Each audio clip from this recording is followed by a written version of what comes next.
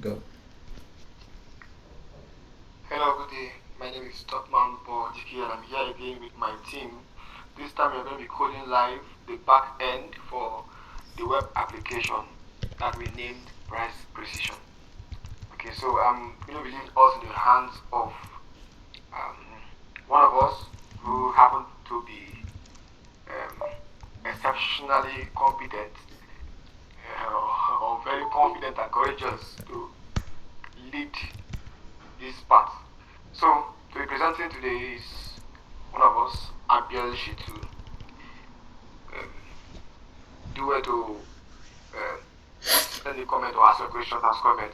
That's if you see this video later on YouTube. If you're live on this, you're part of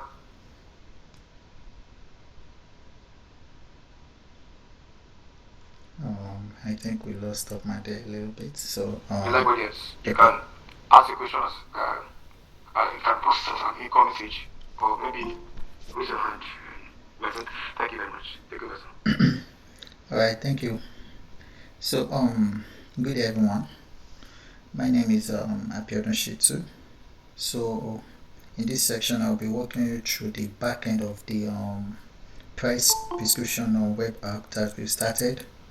Is a project which the front end has been done to some extent. So what we'll be doing here will just be the back end of the implementation of the back end, where the front end will be fetching the data from the database, sending requests and then giving some kind of response back from the server. So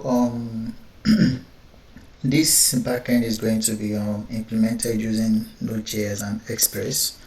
Node.js is just a JavaScript runtime, and Express is the framework that's from the server side. That's the backend framework. So let's get started.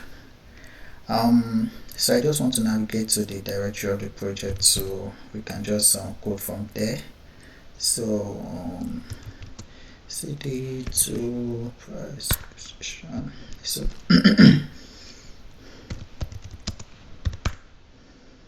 so as you can see from my VS Code, we have the client side, which is the front end.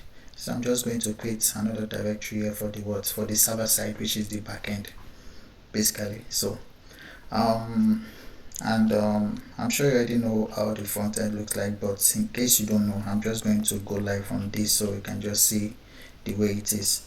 Oh, I think my repo is out of date, so let me just quickly pull.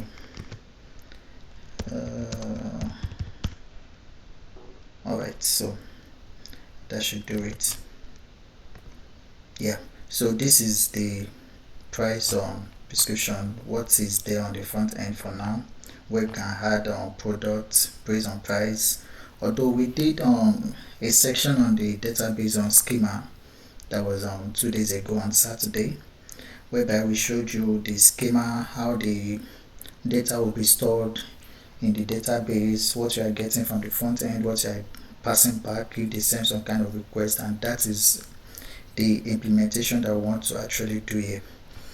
So since this interface will still be adjusted, will still be refactored, whereby there will be some kind of a sign up and sign in, just the user authentication, whereby we will know which particular business owner or which particular user is actually adding some kind of content, not that any user will just enter here and then be seeing the product from another business.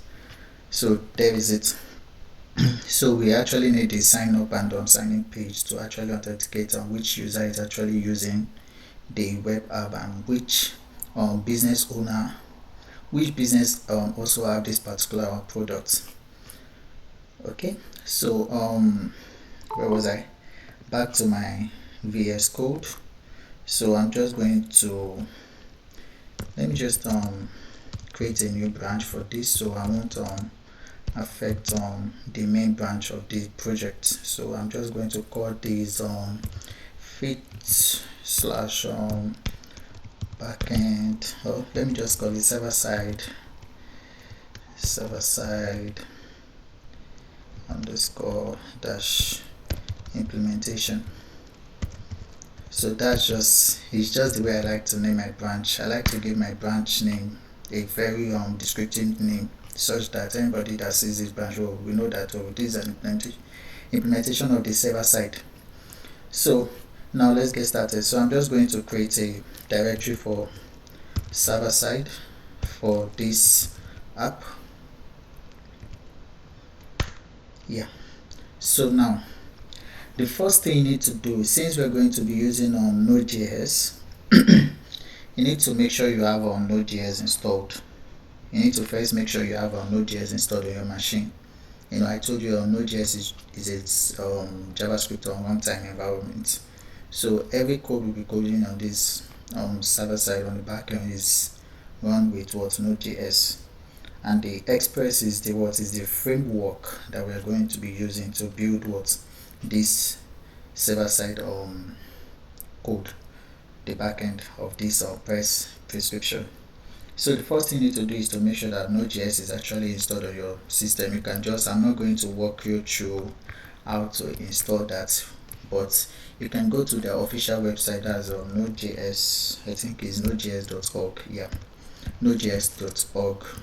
Yeah, so you can just install. I'm using a Linux system, so whatever system you are using will be detected there and be shown. If you are using Windows, you just be prompted download for Windows, and if you're using Mac, just prompted download for Mac, and there you have it. Just download it. Then you can go to the I think the docs. Under the docs, you'll see something like get started. I'm not really sure exactly where that is, but anyways, but we are going to run through how to actually set up your node.js. So now once you've installed node.js on your application, how do you know node.js is installed? Just type node-v. It will give you the version of node.js that is actually on your system. Okay, now I have version 18.414. okay, I think the latest, my one is actually out of date, but the latest version, that's the long time support, is 18.6. I can actually upgrade it later, but this still serves the purpose of what I want to do here. So now once you have node.js installed, so the next thing we need to do is to create a new directory for this project, which is what I actually did here. The server side is the directory that will actually contain the project, the code base of the backend. Alright, so now I need to navigate into it from my terminal on the on the right hand side. This is an integrated this is VS Code. It has an integrated terminal, which you already know that. So I'm just going to navigate into the server side directory. So now I'm inside the server side directory for my terminal. So now I need to the very first step in setting up a backend using Node.js. So you need to actually initialize a new Node.js project by running npm, which stands for Node Package Manager, npm init -y. You might not want to use this -y flag. It means you are saying yes to the default of this you are going to use the default configuration of this of the initialization. But if you don't want to use the default, you can just run npm init, so that you will be prompted with the walkthrough of how to create a package.json file, which contains the configuration of the project. Okay, so now it's saying that the package name is server side. You might want to change the name, just passing anything you want to pass in. Then the version, you can this is version 1, or you can just call it version 0. Whichever one you want to call it. So you can give it a description that let's say this is the backend. Everything is going to be appeared on the package.json file, which is just a script that holds the dependency of it's just the script that is running, basically, that holds every module that you need for this application to run, for this server side to actually run. So you can just say this is the backend this is the backend let me just say implementation implementation of the web app. Okay, just give it a nice description. So by default, there's an entry point whereby node will always run on, just like you have in C program language. The entry point of a C program language is what is your main function. So now you have to have a main function, but this one, node will always look for what, if you don't specify an entry file, node will always take an entry file to do what, index.js. You can decide to change it later on. You can change it or change it later on in the package.json file. So there's test command. You can decide to add your git repository. All these things can be done later on. You can just it's not compulsory you actually do it here. Okay, you can add some keyword. You can add the author of this particular project. Then the license by default is taking the ISA. So now, is this okay? Just press enter for yes. So inside our directory, notice what a package.json file has been created with the name, the version, everything that it was asked before. Now this script, now your test will be run on this anytime, when you test your JavaScript file or your code, your backend code, or any code that you've written, any logic that you've written in this backend side. This is how the test, any error that is implemented, this is how it is being prompted. So you have something like error colon, then whatever the error case may be. So let's move on. So now for this project, since we are going to be using Express, we need to also install some dependencies that we are going to be using. But the very first one we are going to actually be installing is to install Express. And since we're also dealing with database, and the database schema that was the database that we've chosen is MySQL.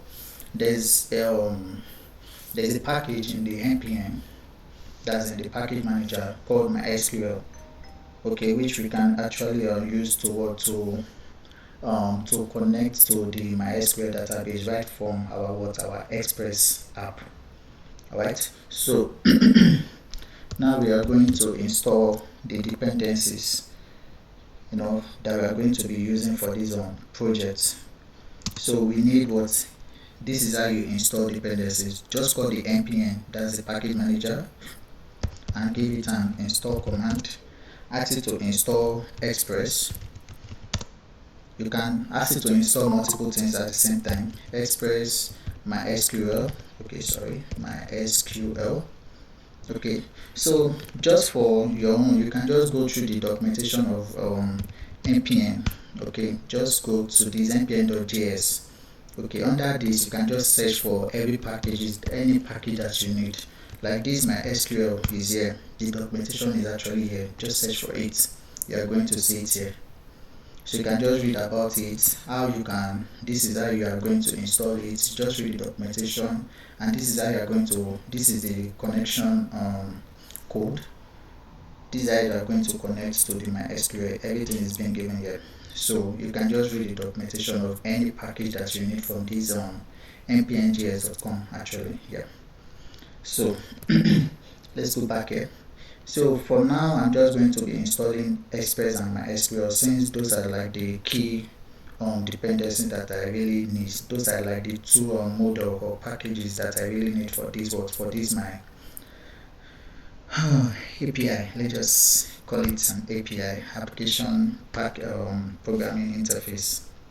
Okay, and this is going to be a RESTful API whereby I'll just be having I'll just be supplying the front end some basic endpoints whereby they can consume depending on the kind of request they want to make.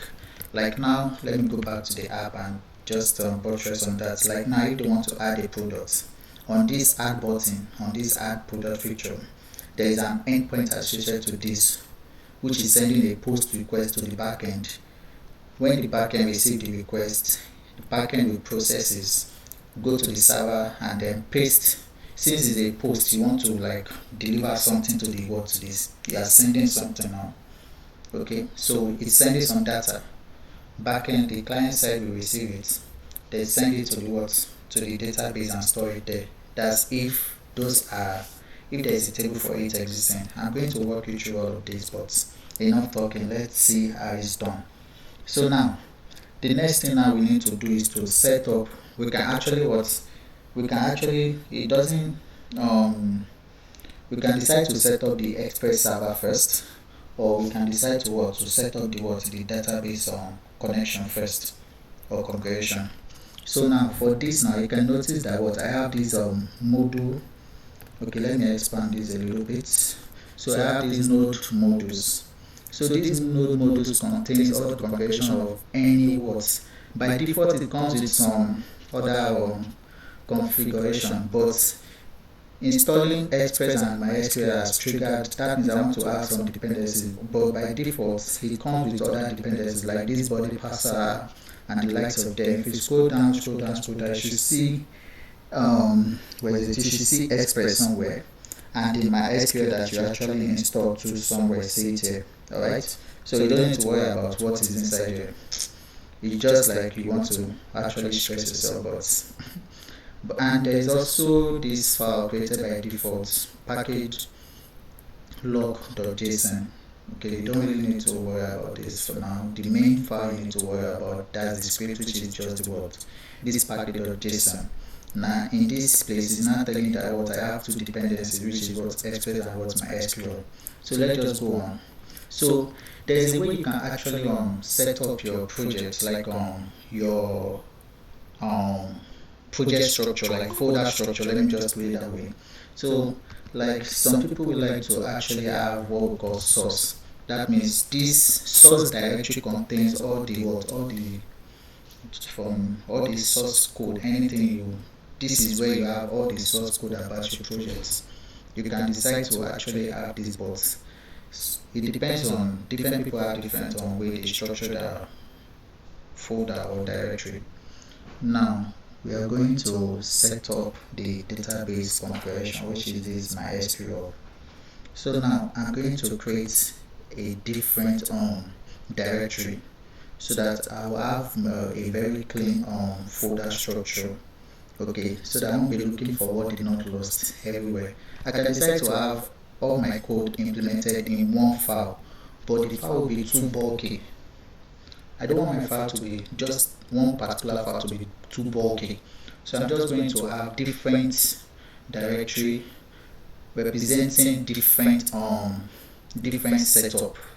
Okay, now let's first start with the entry point, which is this main.js. So in this, your entry point file, index.js rather, is where you have your Express or server, the setting up of your Express server.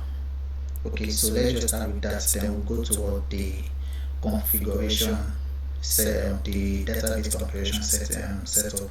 Okay, so now I can decide to add this index.js, which is the entry point file, and the root of the directory.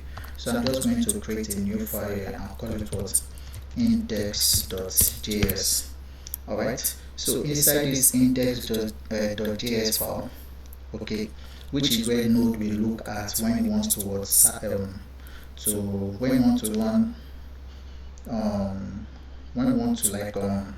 execute, or in C programming they call it compile, but when we want to run this code, want to see what the output of this code will be, we'll call node on this particular file. Okay, but there's a script that can actually help you with that. I'm going to walk you through how to set up that one too, but let's go ahead. So the first thing we want to do is to import the package called Express inside this particular file, because we want to set up our Express server. So we want to call. So I'm going to use the ES6 syntax, which is the import and export styling of importing a package. I know the ES5 we have to. I'm sure if you go to this npm now, let's look for Express. Okay, so we have this Express. So you can see here, this is how they actually works. This is how they import. Okay, this is the the traditional way of importing. Let's go to the we are in a modernized world anyway. So don't let us use the const express equal to require. Don't let us require it. Let's import it.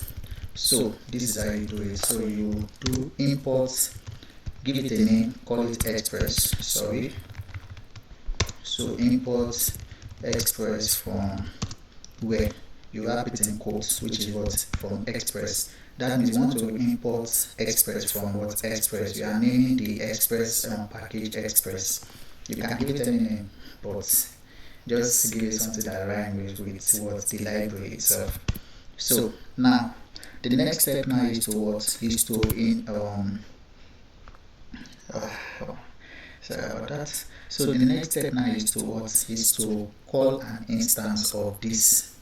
Okay, we want to just create a variable called WhatsApp and say is equal to express, then invoke it. That means you instantiated, you've called an instance of express and saved in a variable called WhatsApp, so that you can use any method to start up our server and the likes of them. Now the next thing now is to actually create a port that we want this our server to listen on. You know, this our server will only run, will definitely every website, they always listen on the particular port. There is always a port number assigned to any server. Okay, so we want to create a port. Okay, let me just call my port is equal to, let's just give it 3000. You can give it any figure or a 4 digits actually. So now we are now going to say that what we want is our app to listen. If you look at it, there's a method called listen, okay, which is actually, you can just highlight on this and say you are listening for a connection. You want to listen to a connection, any request coming in will be listening on this particular port, will be sent, but depending on how you actually consume the API, but this is the port allocated to this server we are setting up now. So you want to say API app.listen, and this listen takes Hello. Yeah, hello. Okay. Someone's hand was raised. I also dropped something in the call. You want to take a look at that? Okay. Yeah, thank you very much for that. So sorry, I'm not really I'm not really familiar with Python, so I can't really relate with what you're actually saying here, like that virtual environment. I'm not really a Python person, so I can't relate it with Python, what I'm doing here. Okay, yeah, I was wondering if my understanding is not related to that. Yeah. What I want to ask is it like the import method that I use now? I Yeah. know it's an EA syntax, but it's supported by default. Or you have to set it somewhere for it to This import. Yeah, the import pattern. Yeah. We have to actually, I told you that this package.json for this place, we have to actually add something called what? I was actually going to go there. I wanted to try an error. There's actually a script called type. Okay.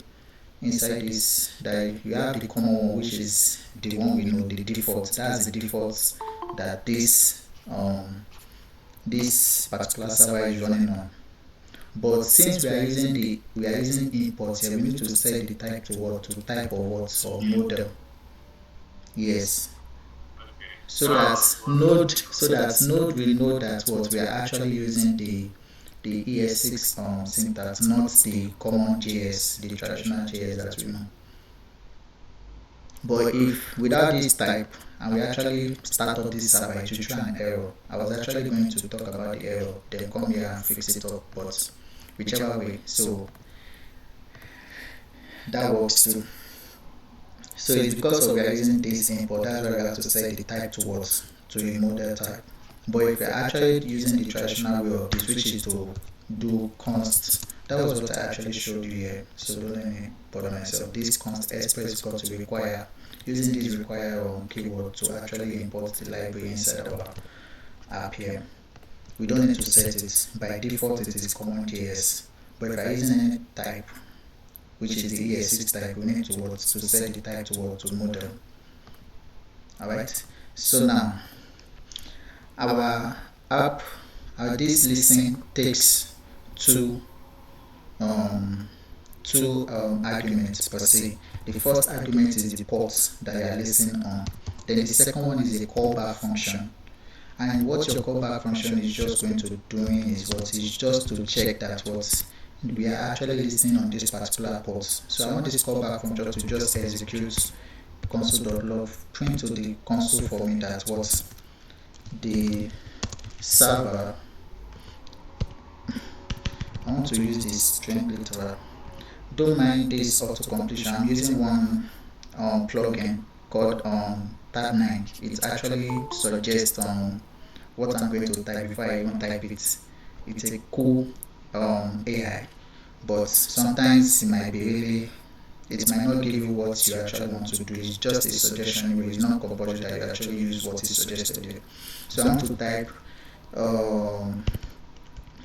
this server is listening on, this is not how I want to type it, on http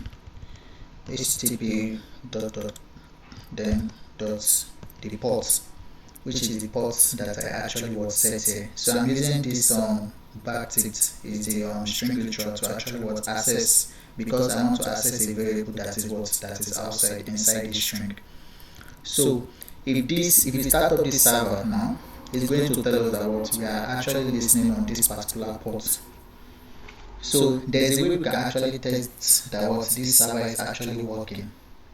Okay, we can actually test that this server is working, but for now, what we are going to see on the console is just what app is listening on what.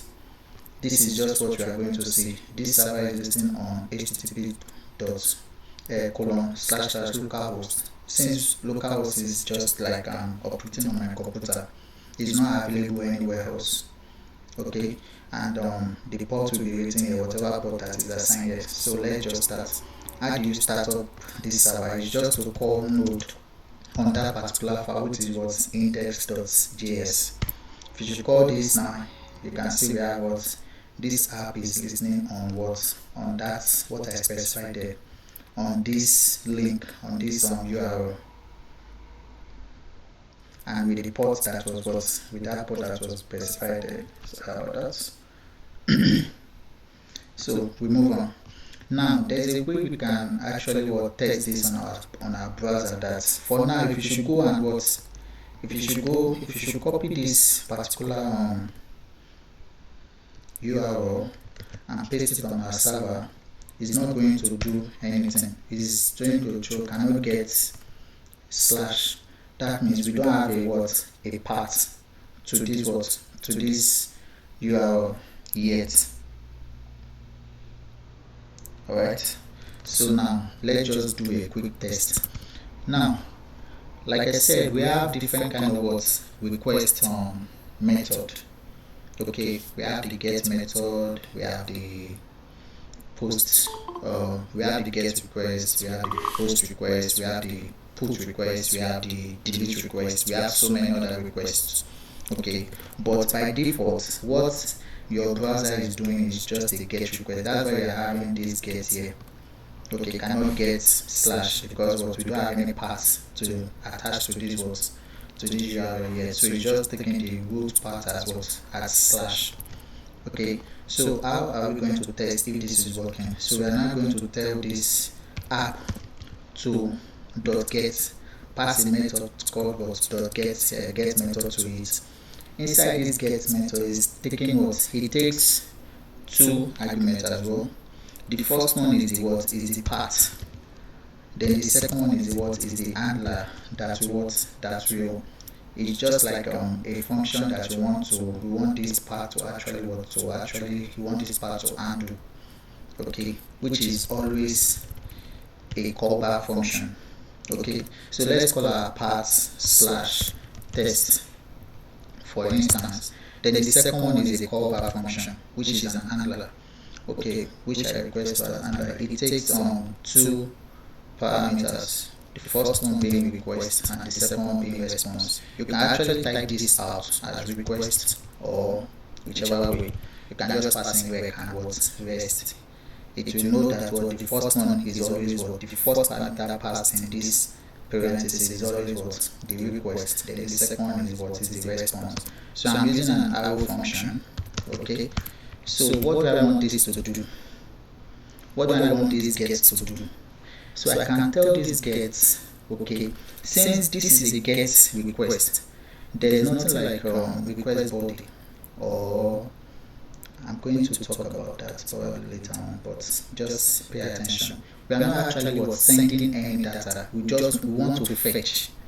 Get is you trying to fetch some certain information. So what kind of information do I want to fetch from this particular server? It's just to test that if the server is running. I want it to do response.json, or I will just do return res dot. I want to do JSON. I want it to return a JSON object. Okay, which states message. That's the key. Is the message. And sorry, this is not to spell message. The key. Why am I doing this? The key is the message, and then the response is the value is a string that I want the user to see that was this app is running. Let me just put some exclamation marks. Yep. So if I should send a request to this endpoint, that's to this route, to this path, attached to my base URL, which is this. I'm going to get this on the browser that is just an object that has a key value pair. It's just a JSON object. A JSON object is not a JSON is an object, but is a stringified object. The key, where both the key and value are strings. Okay, so now let's go back and then. So I'm just going to say / test and send this. For now, it's not going to work because we need to restart our server. Because this server is actually started on the initial code, but I've made some adjustments to this setup by adding this route, they call it route, this route to it. Just a basic routing that is just going to test that our server is actually running. Alright, so how do I do that? I can decide to stop this by pressing Ctrl+C to cancel the server and then restart it again with node this. But I don't want to do this every time. Okay, I want my server to automatically start every time I make changes to my code. So there is a package that actually does that for you, and the package is called node.js. So you're just going to install npm install node.js. So what node.js is doing basically is just to call you are going to write a script that is going to run on this node.js, and you're telling node.js to always run node whatever file you pass to it. I'm going to show you. So let's install it first. So we've installed this. You can go to your package.json to confirm. Now, I made a mistake. Actually, there's what we call dev dependency. So there's dependencies. Okay, these are the package that you want to push to production. So dev dependencies are just dependencies that you use during the development stage. Okay, I don't want node.js to be here actually, so I'm just going to uninstall it back. So you can actually install a package that you've installed before, just like node.js npm uninstall whatever thing you've installed. So, but I want to install this node.js as a dev dependency, so I'm just going to pass -d to it, so that it will be installed as a dev dependency. So I want these dependencies to always only be available during the development stage. It's not really useful in the production, because during production your server is just going to run once. You don't want to be you are not updating your code base or anything. You already pushed to production, so your server is just going to run once and just remain like that. Alright, so now this node.js now, so I'm just going to write a script for the node.js and I'm going to call my script on dev.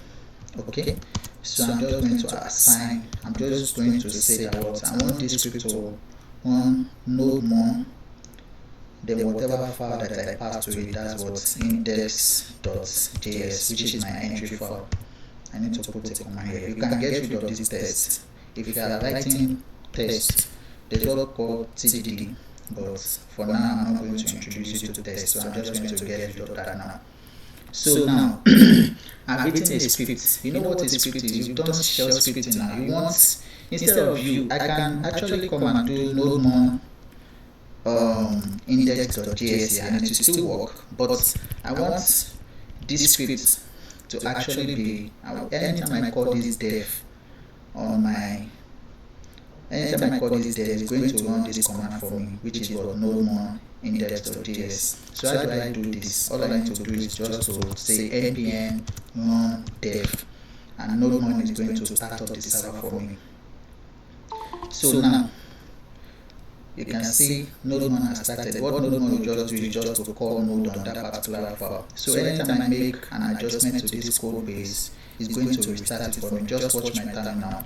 My you can see it as what restarted my server. So I don't have to be coming to cancel my server and then starting it up again with node, whatever file I want to, the entry point file. Anytime I make changes to here, so I don't have to worry about what the time anymore. Alright, so okay, sorry about that, Control Z. So that is what node more is doing for me here. So now my server has been restarted, so let's go back and test our what. You can see now I have this message. What I actually sent, that's the, I returned this back as a response. Okay, which is rest. I want this to be a response. The response will be a JSON type that contains a message and what, and this is the message. That's the key, which is just, you know, I told you this is an object, a JSON. A JSON is an object, but the key and value are both what are both strings. You can see this is wrapping code, this is also wrapping code. That's it.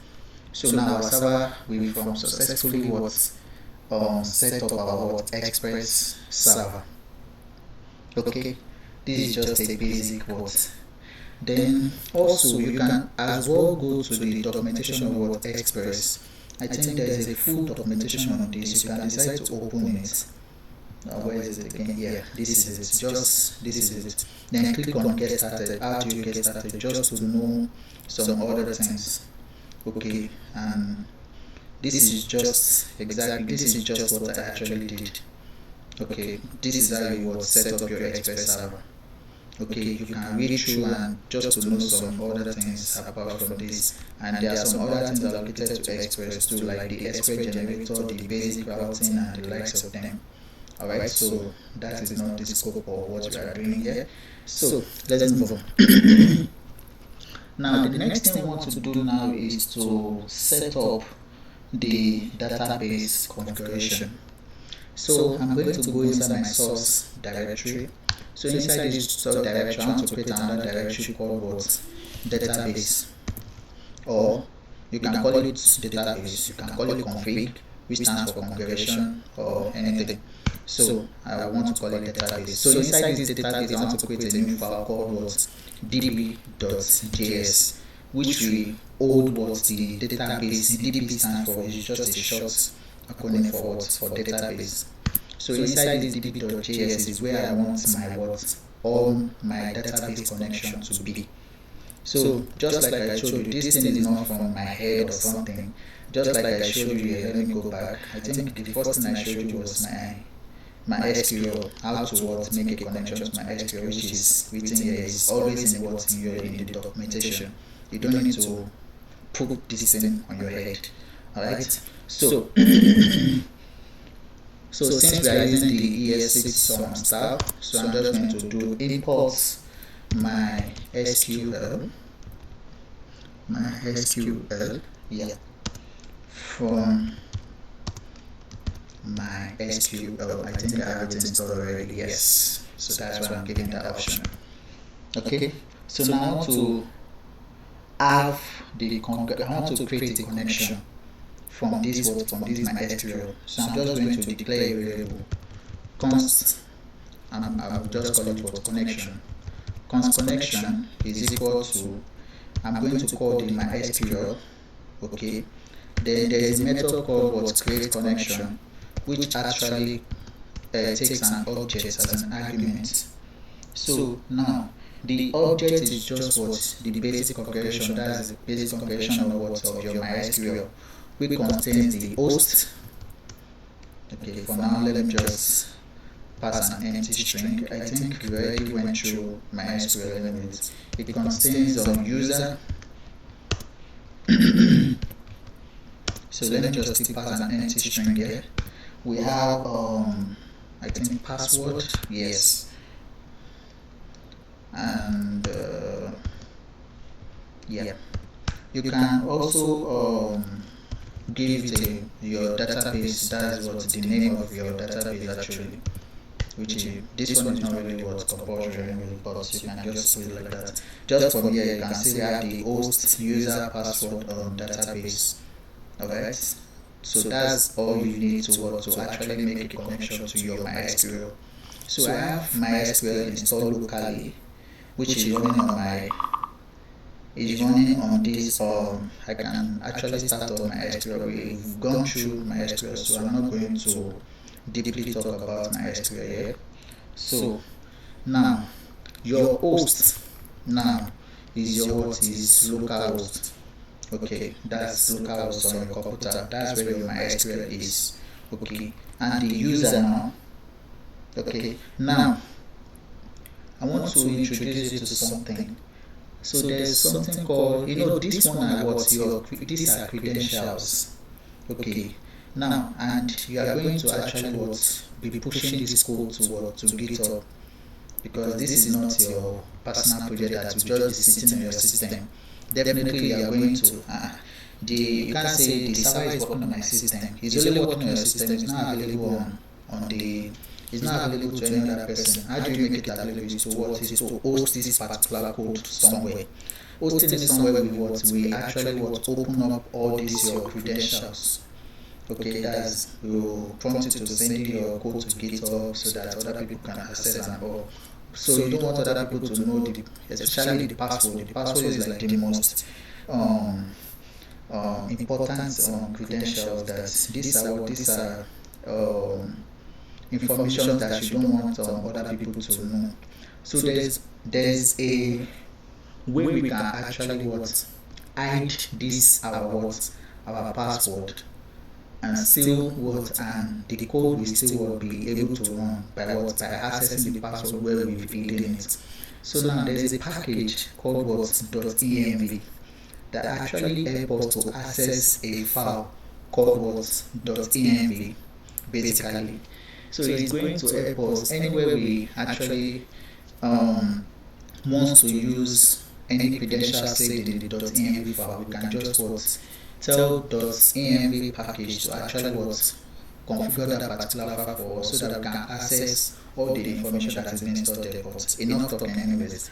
So this is how it goes. So I'm just going to create a file in the root directory here and call it .env.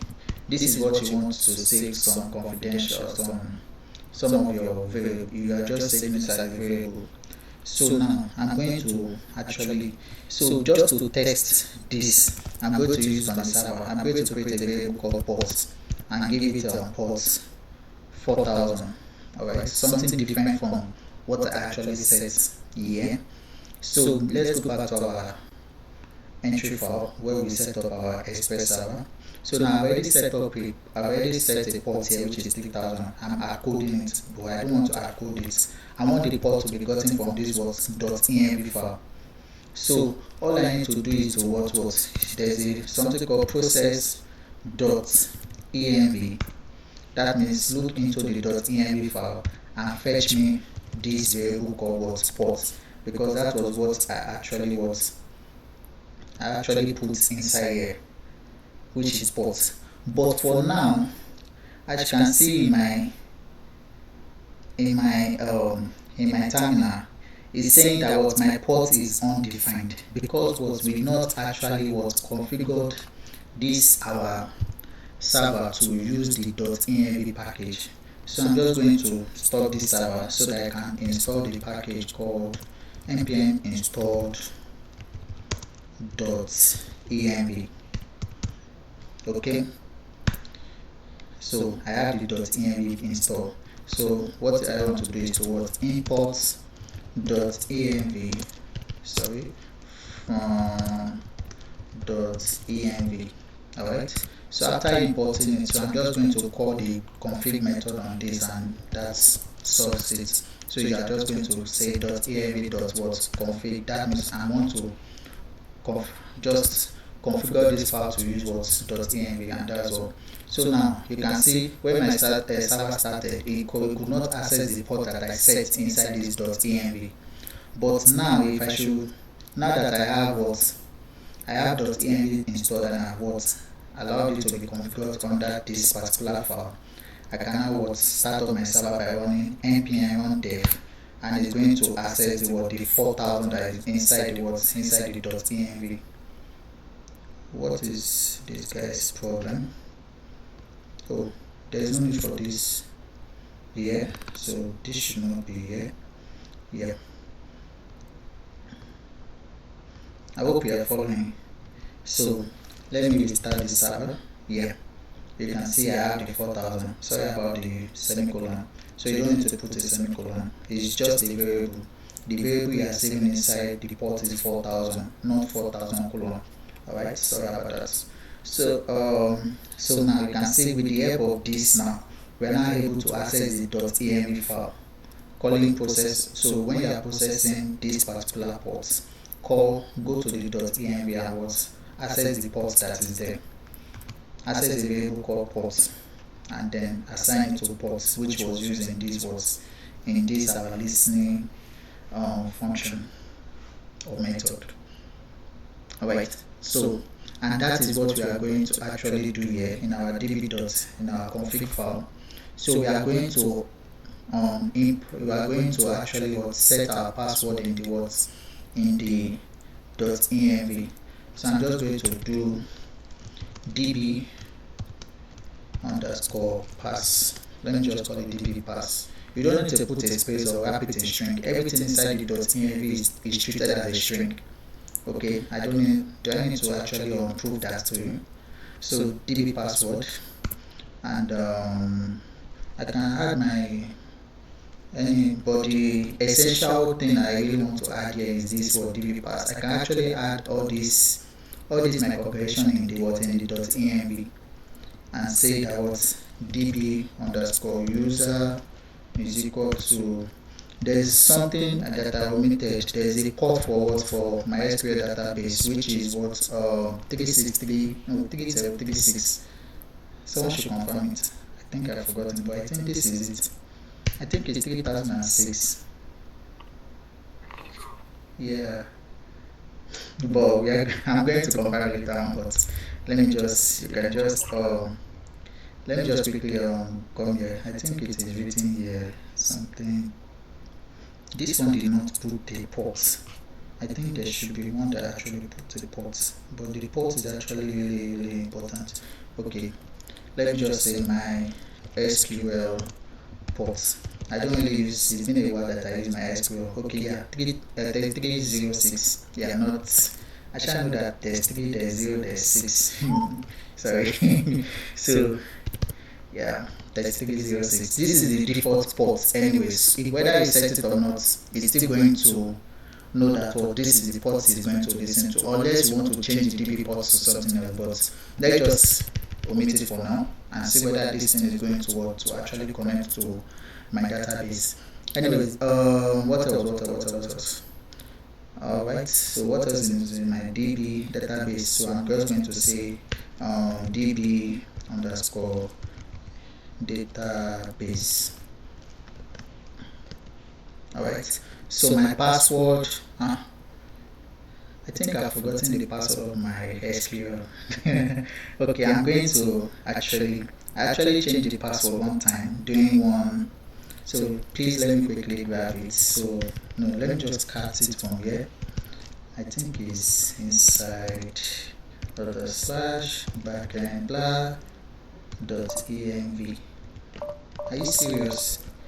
Oh no. Okay, it is inside here. So sorry about that. Let me backend dot env. Yeah. So this is it here. Yeah, this is my password. Yeah, sorry. So yeah. Though you are allowed to see this password anyway, there's nothing in my DB. So the user is root, the local host, blah blah blah blah blah. This is the port. Yeah. So user, we have it as root. So there is actually a schema which I'm going to grab from somewhere. I actually put it somewhere. Please just give me a minute. Let me just grab the schema so we can just give a name to our database straight up like that. So cd, let me just say cd documents, personal project, interpret, cvi, so of work. Yeah. So I'm just going to say cat. What's the name that I use? User.sql. Yeah.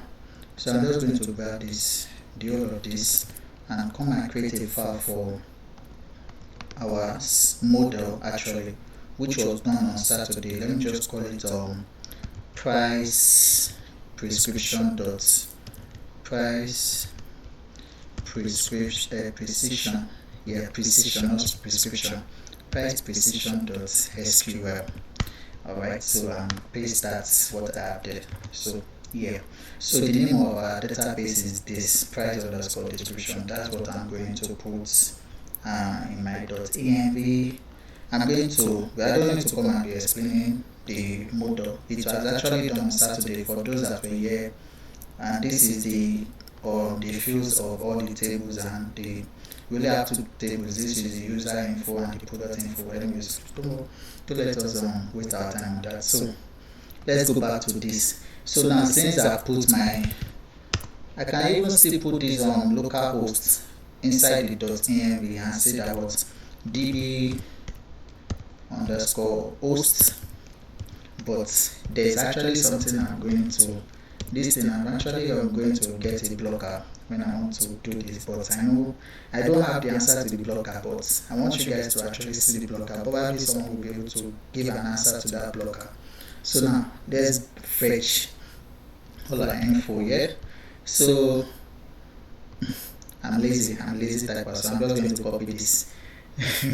So anywhere you want to use any of those things that you set inside the env file, inside your environment variable file, that's what env stands for. Anyways, we are going to always import and then run call this what config method on the .env every time. So now let's go. So we have our process.env what do we call this, db underscore host. Yep. So for this one, do you have it for user? Yeah, db underscore user. So we have our process.env.db, not host again, so user. So for this one, I think it's db underscore pass here. So we have process. What's your problem? This auto completion is doing something else for me. Yeah, db underscore pass. Then for this one, we are saying it is process, then db underscore database suite. So we are moving on. So now the next thing now we want to do now is to actually make sure that this thing actually connected to the database. Okay. So we are now going to say there is a method called what connect, db.connect. This thing are not connected. Okay, this is just we create a connection string like with the words with your credentials, just like you want, just like on a login, whatever. Just this is just like we trying to log in into our MySQL, but we've not actually call the connect method on this particular thing so that it will be triggered. So in the way to trigger this with this our info, our credentials is to call what the variable that we save the connection string into and call it with connect. Okay, now we can actually decide to leave it like this, but we want to make sure that this MySQL connection was actually successful. So therefore, we need to pass a callback function to this. Okay, now a callback function. So I'm using an arrow function. So inside this callback function, I'm going to tell this guy to take a variable called error. Okay, so that if there is an error, okay, this your callback function, you can actually take different you can take results, or this error is gotten. You can see when I highlighted this, it's gotten for my SQL error. Okay, so I want this, if there is an error, I want it to what? To console.log the error, some error for me, which is console.log. I want it to console.log. Let me just say, what kind of message can I pass to this? Okay, let me just say, let me give it this. Let me use my error connecting to DB. Then I want to actually print the error dot message for me. What is the error or thereabouts? So else, okay, after printing this, anyways, else I want it to, that means if the connection was actually successful, I want it to console.log connection, or let's just say connection established. What's the problem? Established. How do you spell? So I don't need to actually print another thing, but there are some other things you can print anyways. You can print what kind of mode that it was connected to. Was it connected to a local host and stuff like that? But that one is for your own future reference. You can make further research on that, so don't let us waste too much of our time here. Now, you know that when we started this, I said that we can actually put everything about our code inside one particular file, but I don't want to jump out this my entry file. Okay, my entry file is the starting point. That's where the server is starting from. Okay, but for now, there's no way this my entry file can access that this is my DB connection that I actually set up here. So now what do I want to do now is just to make this connection to be accessible anywhere by any file. That means I'm going to import it. Okay, that means I'm going to import that connection inside this particular file, so that when the code inside here is running, it will be able to see that, oh, there's a connection that is being imported here and it's being called from this particular file. Okay, so how do you do that? So from here, I'm going to say export default, let me just say connection. Okay, that means I'm exporting it as a default connection. That means, well, it's just only one configuration, one function that is here, which is connection. So I'm just giving it a default.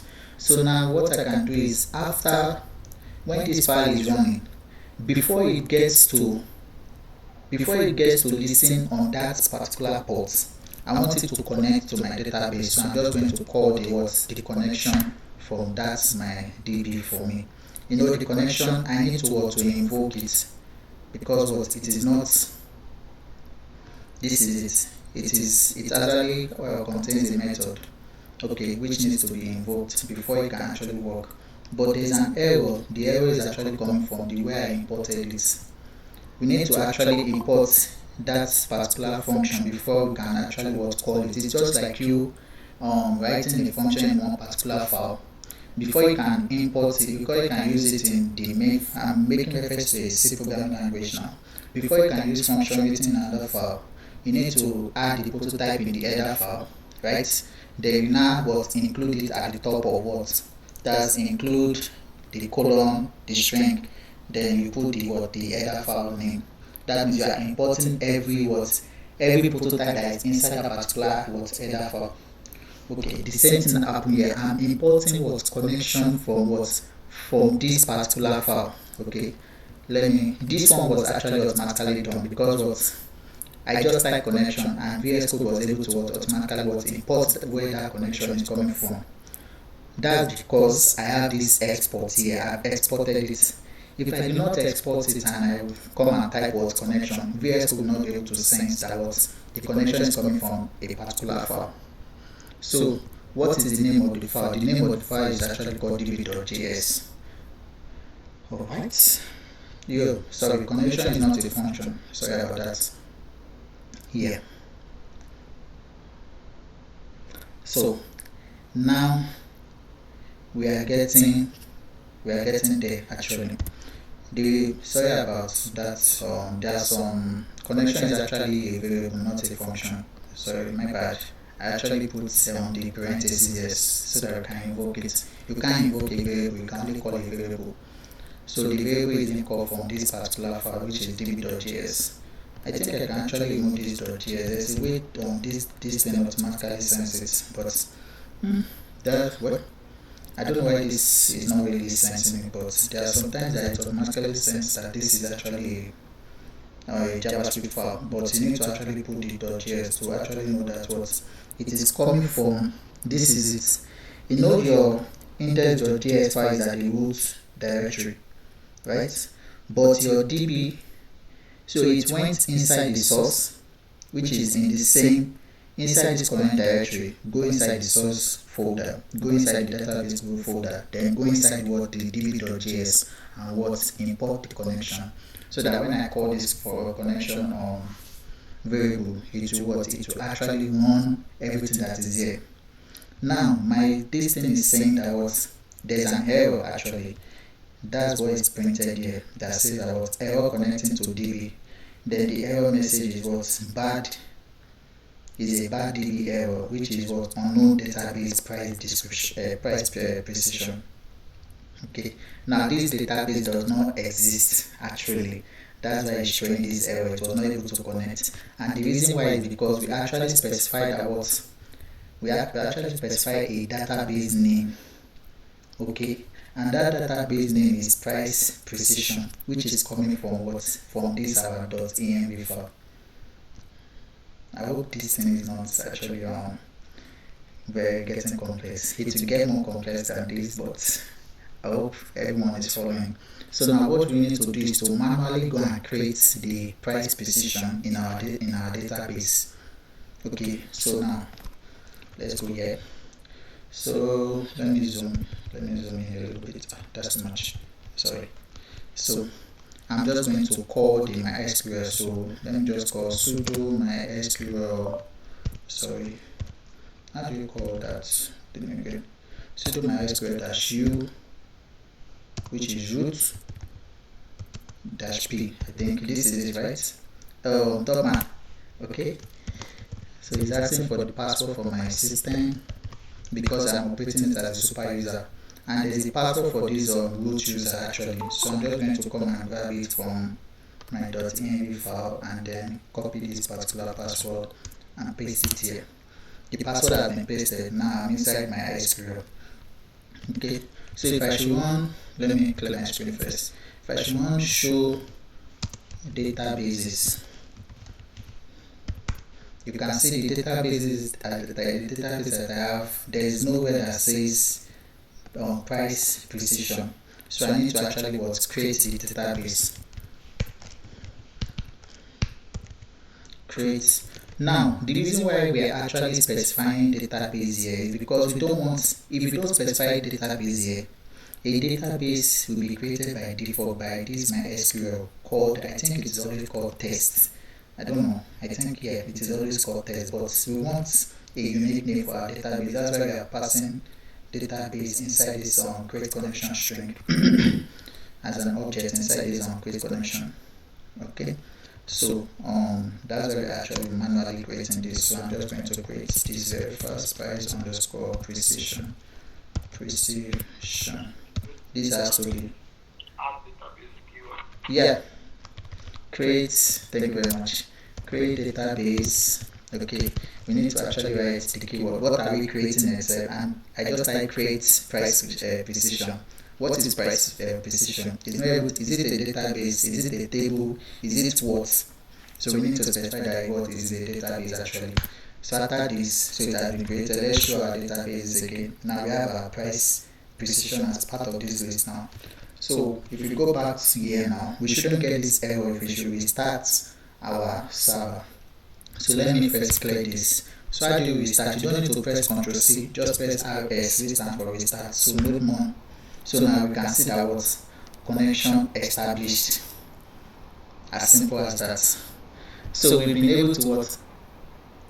To establish a connection based on this the host that we pass here, the user, it's because the host is local host, is able to what, and it's my computer. If the host was actually on a remote server now, what we put here inside our .env is a link to that what, to that remote server instead of what. Wait again, yeah, is a link to that remote server as host, yeah, instead of local host, which stands for assistant. So that is it. So we move on. Any question so far before we move on? Any question before we move on? Because this is about to get way more complex than what this one is just child's play. This one is just, we are just getting started. We are setting up every necessary things. We've not started any implementation at all. So any question? Let me go whether I have a question. Okay. Someone said you initially use 3,000 as port and the second one is 4,000. Who is that? Okay, probably wanted to, how is that possible? Or you have changed the, okay. Oh, thank you Joseph. I shall come here for that, for supplying the host. You can see we didn't need to even supply the port of the DB. He's able to know that what by default the port is always what 3306 3306. Sorry, I'm bad in pronouncing figures and words. Anyways, yeah, for this one now, okay, there's something I actually omitted. Now for this one, if now the reason why we are actually having this .env is to actually what, add our own personal credentials. I'm not supposed to be showing the password of my database, but this is just a learning process. I have another user which is not root that has another password anyway, so that is my own personal use. But for this case, now for this port now, so anybody that is going to actually what, get access to this, probably you are working in a team of two. So anybody that is actually going to get access to this, the person has to create his own .env. The person does not even, you don't need to supply the person all the information in your .env. The person has to use his own information based on. Now for this port now, you are setting it in your .env, right? You can set a default value if there is no port in the environment variable. So you can, that's when is either you use the port from the .env or you use 3000. That's our initial value anyways. But since there is a port inside our .env, it will always use that one first, which is 4000. Now let's go back to our .env and get rid of this port. Let me just delete the value that is here. Okay, let me just comment it actually. Alright. Now the server is not going to restart actually anyways, because what this .env is actually an AD file. Node is not, it does not have access to an AD file. Okay, it won't actually restart, so you have to manually restart it here. So you can see now it is now using what the 3000 that we specify as what, as a default value. So is either there's a port in the .env or you use this. So even if someone is using this is your code, there's actually importance. This is actually recommended to actually put this on a default value, that's if the port is not supplied in the environment variable, so that the person will not be wondering that my server is not starting on a particular port and stuff like that. There's something wrong with your code. Okay, there, don't mind me. Anyway, so that's just it. So let's go back here, and I want my port to be 4000. So let me restart. So here we're back to 4000. What else? So I think that will be all I've actually justified that question. So let's move on. So now here comes the main deal. So we need to define our routes. That's the next thing. We need to define our routes. That means anytime we make a request, where do we want to send those requests to?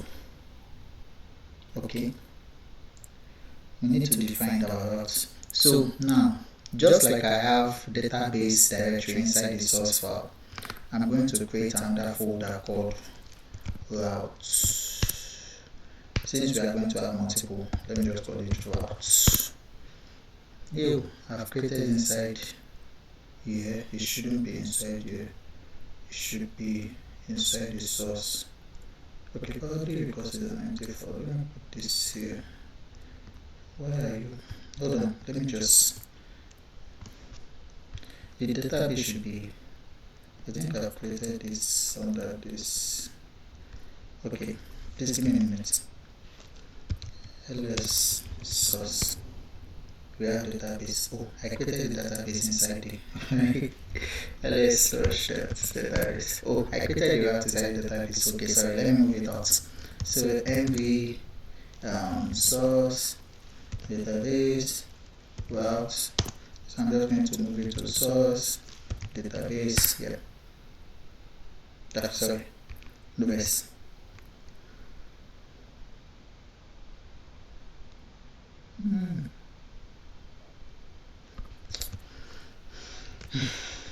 I'll go and move it manually. Sorry about that. So please give me a minute. Let me quickly move this guy out of it. It's actually where to create it inside where I don't want to create it. So let me go and look for the project PricePrecision. So no clients server side source database. Okay, this is not where I want to have you. This is where I want to have you. So there you have it. So now inside the source we have database, we have routes. Inside the database is where we have the db.js. So we want to define our routes now. So now we have, since we have from our model, we have two tables. Okay, this is the user table, this is the product table. The user table, the table is called user info. It contains information about the specific user that wants to add products and add some price to those products so that it will be available to customers, so that other customers can actually view the price and all. I think that's the scope of the project. Anyways, please correct me if I'm wrong. Okay, so now we are going to have basically, let's start with the user info. Okay, so now I'm going to create a file which is going to contain I'm going to call it user.routes.js, which is going to contain the route of the user, where we want to, where the path where I want to, just like what I mean by route is something like this. Okay, this is what something like this is what I mean by route. But I don't want to bombard this my entry file. I want this my entry file to be as short as possible. That's why I'm actually creating, just like I know I'm creating different file for different purposes, so that it can be used inside the entry file. Alright, so my system is fully charged. So how do we set up this user route? How do we define the user route? Okay, there's actually if you go through, let me go through the where is it called? Oh, I've actually closed you again. Okay, let me go to the Express.js.com. If you go to the get started stuff, there is what we call basic routing here. So this was what I actually explained earlier on, where you have this. Okay, but if you don't want this to be inside the same file, just like I have it here, you can see what I just need to do here is just to call the method on app, and that's it. Okay, but I don't want to bombard it, so I need to import Express, because there's actually a method called router that is going to okay, let me just say import Express. What's the problem? Express. I don't want to confuse you guys from Express. So now I'm just going to declare a variable called what? Router, and what? Call the router method from what? From Express. So we have express.router. Okay, yeah, express.router, so that I can do router dot anything, any method, router dot get, there's router dot post, router dot put, that's if you want to update, there's router dot there's a delete method as well. Okay, so this is how there's I've really forgotten how to give this definition in words, but let's still go on. When I remember, I will actually point to, but this is how you define the route. So now the very first route, now we don't know. Now for this user, now the only thing we want the user to do from this app is to create an account with this specific information. That's creating an account is what? Sending a post request, or probably logging into is a post request. Actually, they're sending a post request. So for this case, sorry about that, this shortcut is 10. So we want to do router dot post actually. So what is the path that I want to actually post this thing to? Now this router is actually a middleware actually, so that it can be used in our entry file. So how do I make use of that router? How do I mount? I want to mount the router that I set up in this particular file inside this my entry file. All I need to do is to call, okay, probably I want to call it after the connection has been created, because this thing runs sequentially, line by line, from top to bottom. Okay, so I want to call app.use. I want it to use a certain that route that I've actually put inside here. But anyways, I've not yet what I need to do. I need to export this route so that it will be accessible by the index anywhere, any file outside anywhere. So I'm just going to say export default router. Okay, because that is the name of the variable that is here. So what I need to do in my index.js is just to pass the words. I'm just going to pass any name. I can name it anything. I can say import. So let's first import it. Import, let's call it user. Import user router from where are we importing it to? Where are you importing it from? That's inside the source directory. Go inside the route directory, then the user.route.js. That's where I want to import this user router from. So I'm just going to use the user router here. But this one we can actually pass a default what should I call it? A default path, like we can customize our path to be like this one, instead of we are going to have actually two endpoints. Where is the router? Okay, let me close unnecessary. We don't actually need you again. So let me move you to the side here. So now for this one, we actually have two different post requests. Okay, one for the creation. Let me just put a comment here. One for create a new user, that's to register actually. Then the second one will also be router.post. I told you when you are logging into, it's actually a post request, because you are sending data so that it will verify that this user has been created already. So it's also a post request. So login user here, login the user. Okay, let me just put it this way.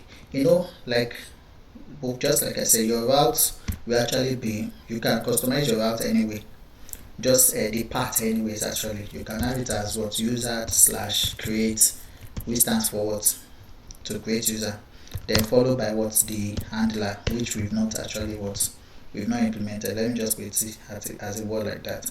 But for this one now, we are now going to do it as probably slash user slash login, for instance. Okay, then followed by what, the handler. So now we have a common part here, which is slash user. Slash user is actually common here. We can leave it like this. You can as well come to the index file and say that what, when you want to use this router that is here, you want to actually start your routing from slash user, then followed by what is here. That means every endpoint for this particular user we have slash user, then followed by any of the requests that they are sending here. So you can actually get rid of what, this slash user that is here, and also this slash user that is here, so that it will not be like very repetitive. So deleting is just the unique endpoint. This is just what is differentiating the creating of user and the logging of user. I hope you understand that. I just want to explain it laymanly. Okay, I think there is a question. Okay, Joseph, go ahead. Yes, so what I'm confused about is the way you're importing it, like in the index.js. Yeah. You are importing it as user router from route. Yeah. And you are exporting it that one as default. Yeah. Does that mean that this user router? I can give it any name. It's because just like I said, we are dealing with two tables, right? I don't want to just use router here. Okay. The reason I'm able to use this user router and not this router is because the only variable that contains a certain a certain instance is just router. So in essence, I'm just trying to rename this particular logic that is inside this file to be what, to be user router, and that's just it.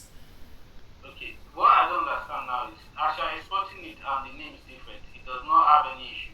It doesn't have any issue. It's just going to run the logic that is inside that particular file. So I can rename this one to be something else. So I'm exporting this as a default value. So this is that default that is here. Oh, sorry about this. Yeah, please. That's coming from the Python community. So let me say the Python way. Okay, thank you very much. Where you say import such a thing as this from this. That's like giving an index to what you're importing. So Mr. Bello is saying here that that for the fact that he has done a default export, every import statement we target that default export. Yes, this default keyword here has already over. Yeah. It's like giving an alias. Exactly. Import this from this. So it's not communicating. Yeah. So this default keyword that is here. Yeah. This default that is here is overriding any name that we're actually calling it as. So the name doesn't really, this is just a name. It's going inside this file. When it goes inside this file, it did not see anything like user router, but it saw a default export as router, so it's just going to use this default. That means it's because the reason why I'm able to do this is because this is the only logic that I have here. Let's say I have multiple stuff, I can't use this one as a default because I want to actually import it as the name that I actually assigned to it inside a particular file. You understand now? Yeah, let's say inside this db.js, I can actually write this router that I've written here inside this db.js. But now we need to actually remove this default here and just export the connection normally. so that when I call connection it will go to connection, and when I call router it will go to what? The router, and not, if this default is still here, it will only run the connection and not run the router, because what the default value you are exporting is just what? Connection. You get it? Yeah, alright, thanks for the Yeah. explanation. So where were we? Yeah. So we've mounted our router.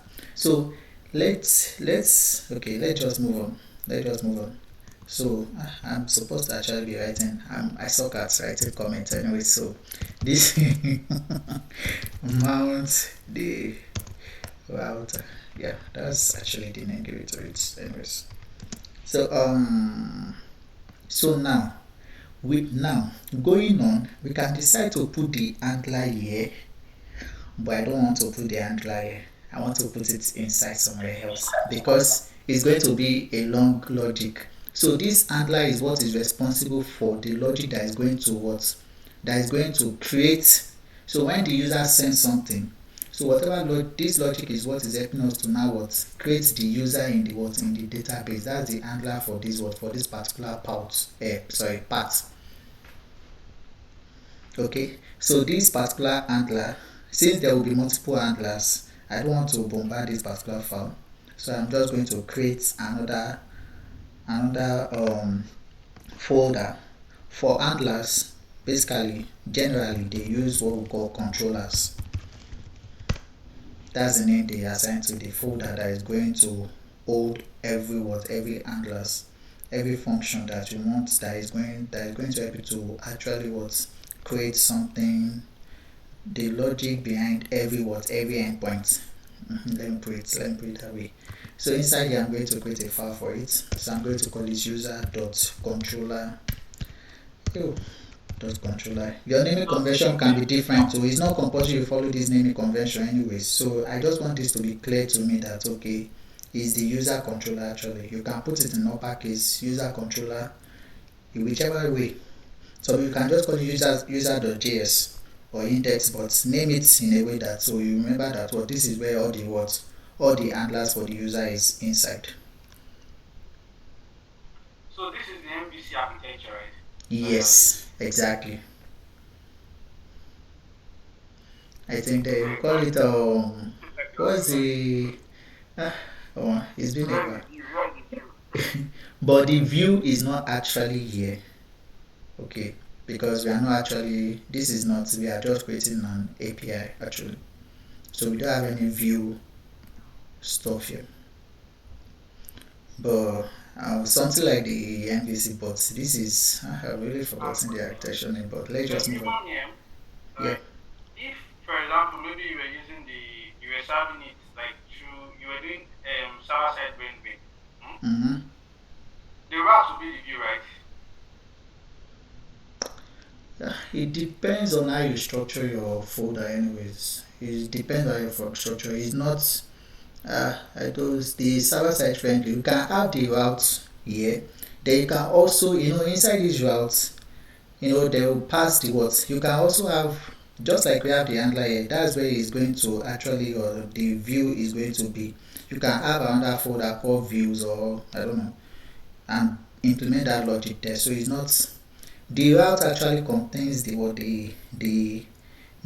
logic behind what is actually doing the request that you're actually sending. Okay, so now I've removed the handler from the route. The route contains the handler. The route contains the path and the handler. So I removed the handler from the route here and put it. So in that case, you can have the view as part of the route. So you can just remove the view and put it somewhere else, so that you can come and call it here and it still works. So you won't bombard files with too much lines of code.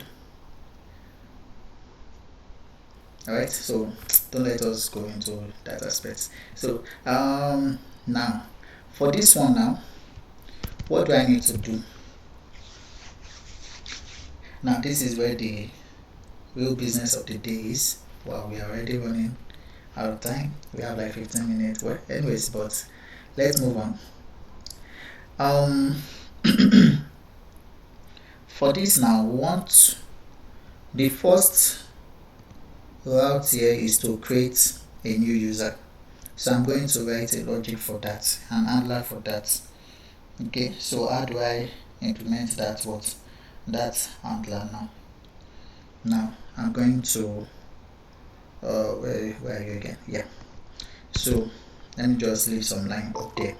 So this is handler to, let me just put a comment here, create a new, what's the problem? Please, if you don't, I will still go off this auto completion. Anyway, so I'm just going to give this the first handler to be a name called what? Create user. So inside this handler, the handler takes what? The handler can take 3 parameters.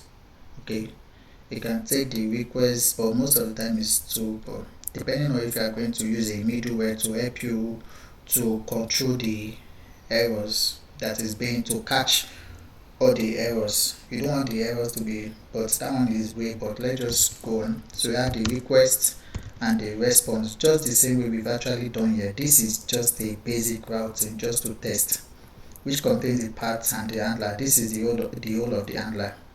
But it's just like me putting this one inside another file and then come and call it here. You can see I've shortened this line to just 1 line. A line that is 3 lines, I've shortened it to just 1 line. Okay, so there is it. So request, response, and these guys.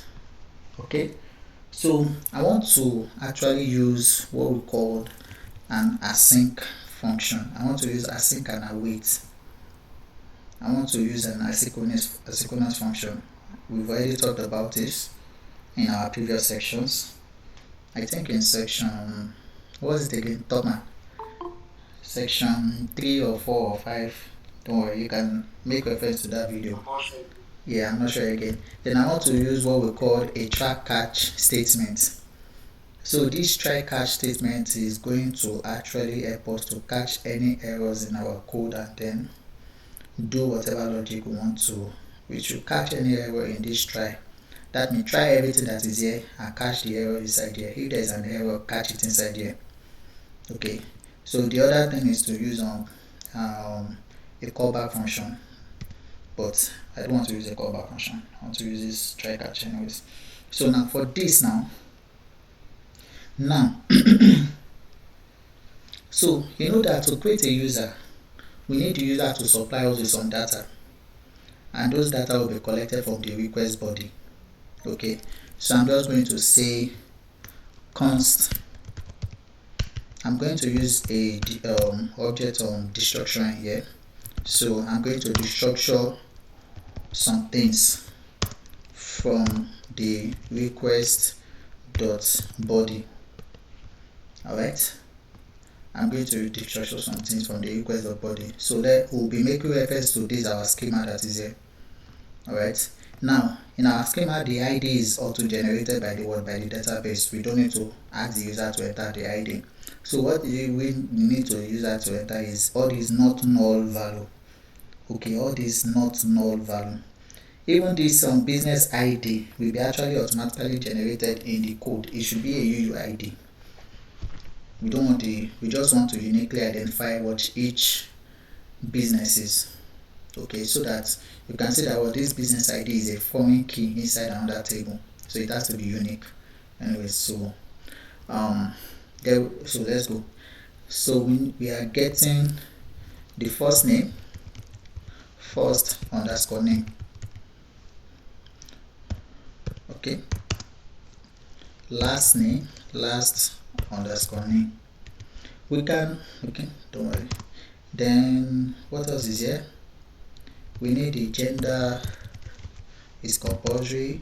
We need the phone number is compulsory. What else is here? We need the email is compulsory. We need the password is compulsory.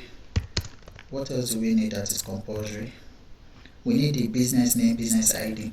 So business, okay, let me wrap my text, sorry about that. So business underscore name. We need the business ID, but No, we don't need the business ID from here. It will be what is our code that will actually what generate the business ID. We don't need the business ID from the user. So what else? Okay, the description and the business address is not actually compulsory anyways, so you can see it. There is no not null. We did not pass the not null constraint to it, that it is what it is required. It is not actually required. Whether the user like it or not, they will supply it. It will still work because we have the field in the table, but they can't supply us the field that is not in the table. That will definitely throw an error anyways. So it depends on the front end though. So for now, let's just pass it the description and then the business underscore address. There you have it. So I'm not going to be explaining some things because we actually did that in the database or schema section. That's to how to query into the database in MySQL. That was done on Saturday. So I'm going to be using that inside this my function to actually create all these fields with the data. The data passes all these fields in the database. So now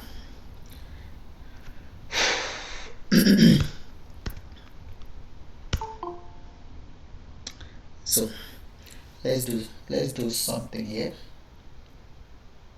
Okay, insert. So let's actually create a variable that is going to hold the let's call it new user, that is going to help us to actually query into the database and save all this information into the user. So we have since I'm using an asynchronous function, so in this place I need to actually pass an await.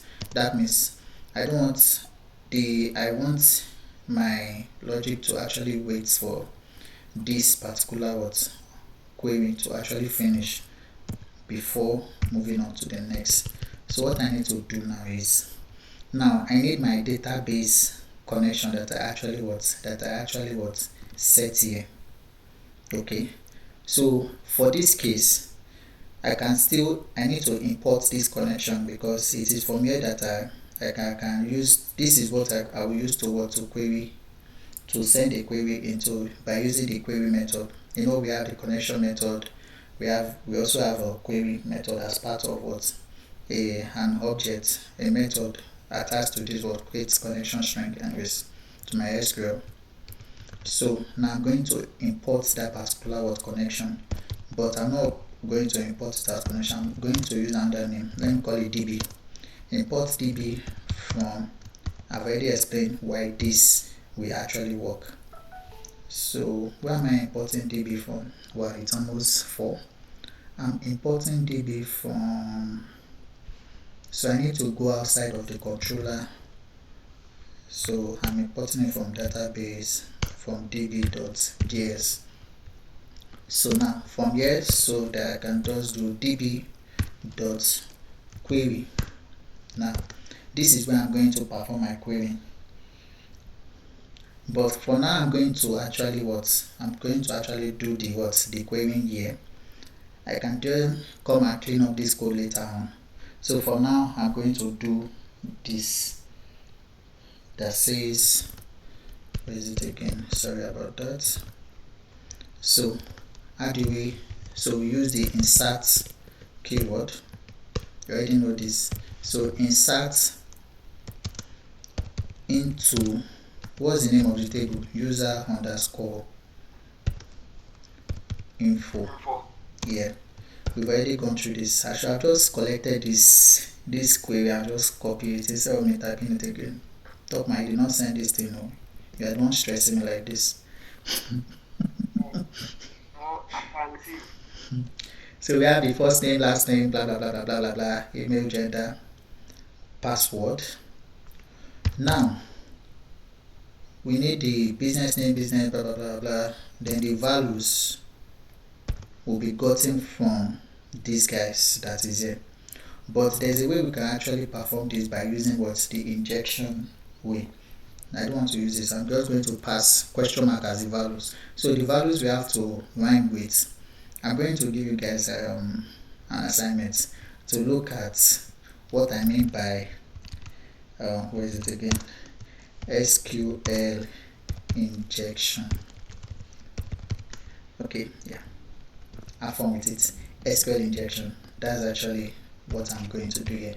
So the values will be how many fields are we expecting here? We have 1, 2, 3, 4, 5, 6, 7, 8, 9. But we still need one more, which is business ID. You know, the user is not going to pass the business ID. We are not going to actually generate that. But let me still put it here. Business underscore ID, comma. So that's 1, 2, 3, 4, 5, 6, 7, 8, 9, 10. Okay, that's 10. But there's actually another way to go about is to use the string literal so that I can access each of these values. Alright, but I want to do it like this. So 1, 2, 3. Oh, wow.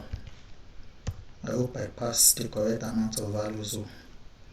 4, 5. Yeah, what's your problem? 6, 7, 8. Was it 8 I counted? Then the next argument will be the fields I want to pass. So which will be what? First name, last name, business name. There's a business ID. There should be business ID here, which I did not put there yet. You know, I told you it should be a UUID. Then business description and what? An address. Then I'm going to close this square bracket and close this entirely.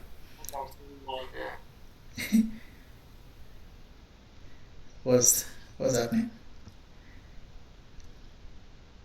Are we on the right track? 1, 2, 3, 4, 5, 6, 7, 8, 9, 10. Oh, it's 10.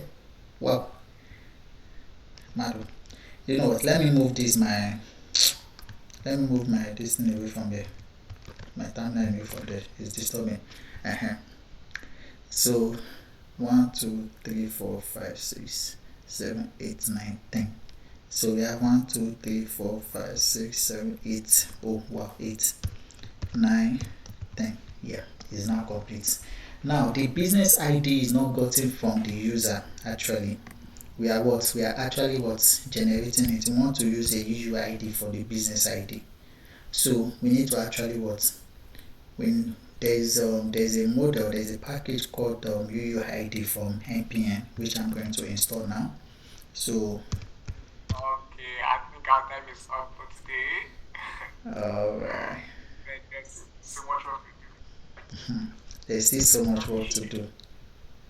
Alright, I mean, the act of trying to make sure that we are all learning is what made it to take this long, and I do appreciate that this is for us, this is public learning, and we're learning public and taking others to learn with us. So teaching what we know and learning from our parents, and it's a beautiful thing. So we'll continue from here the next time not in the next section exactly, but there's another section for this. Then we'll continue from here. Maybe we'll move most ideas. Yeah, I won't really go into explainers. We will move with more speed. You just have to follow. Okay, yeah, that's so much more. There's so much more. But for now, I think we're good to go from here. Maybe if you have any question and you're in the live call, you're part of the live audience, you can ask. If you're watching on YouTube, you can please post your question as a comment. We'll be glad to attend to you. For now, okay, I'll hold off as a hand raised, Joseph. Joseph, you've asked about 55 questions. You got an award for that. Go ahead, sir. Hello? Yeah, we can hear you. Okay. So, how to ask is there I don't really know much about just basic JavaScript for DOM manipulation. But is there no warrior for Node? is. SQL ORM. Yeah. So I think you can use they have just almost the process as on JavaScript.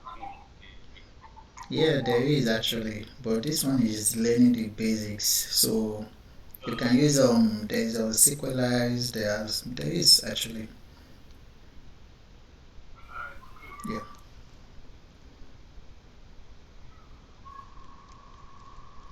Alright, so I want to say bye bye, everyone. Watching on YouTube or just live. See you some other time. Thank you. Thank you, Mr. Vedo from the agency. John? Yeah. Thank you very much. Thank you, friend. You can see how you come and say, thank you, Bube.